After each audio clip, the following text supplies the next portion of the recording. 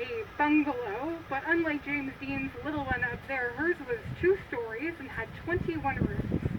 It would travel studio to studio while she was filming in 3 pieces. And if you watch the movie Mank, they actually dramatized that in the film. And they filmed that scene here at Warner Brothers, even though it's supposed to be Universal. So they transformed it into the old Universal lot here on our front line. You can see our water tower a little bit again, see how close. We are now getting an idea of the height of this thing. Pretty tall up there. Now I mentioned that the Warner Brothers were 4 Warner Brothers, and their jobs on the studio were sorted in order of birth year. Harry was the oldest, and he was in charge of the studio up until he retired and Jack took over. Albert, who was the second oldest in the group, he was in charge of the finances. Sam was very passionate about the technologies of movie making. He's actually the reason that we have sound in film. For a long time, putting sound to movies was considered a fad. It was going to go away. Nobody wanted to invest in it. And Sam really, really believed in the technology of what was called the Vitaphone. The Vitaphone is what we use as a sound to film initially. It was developed by Bell Labs, who, oddly enough, eventually became AT&T. Anybody who doesn't know, AT&T is part of the Time Warner merger, so our history kind of came full circle when they purchased Warner Brothers. And he really pushed to put sound to film.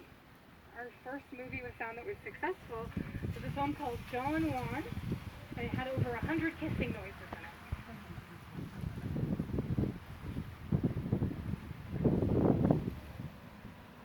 On our left here, this is our Chicago set that I mentioned earlier. They used this a lot for the show Shameless.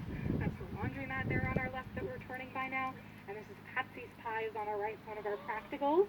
This has what we call gimbaled windows, so they can tilt a little bit so that you can film. You can kind of see one of them is tilted there, so it's a little bit open on the edges. That is so you can film with your camera without your camera being seen in the glass.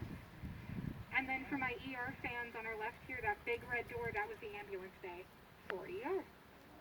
They put in this big train track for Chicago Street for ER initially. And then the building behind that with that sort of Art Deco design, that is Gotham City Hall of Records in Batman Returns. Danny DeVito's Penguin comes out of there, finds out that his real name is Oswald Cobblepot.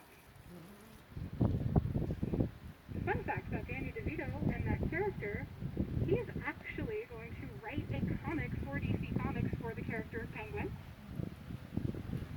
for the 80th anniversary of that character.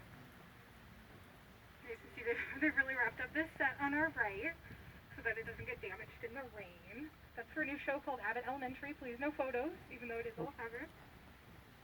Would anybody like to get out and take a picture at the Friends Fountain while we're here? Anybody? Yeah? Yeah? All right, cool. We're just going to pull over right here.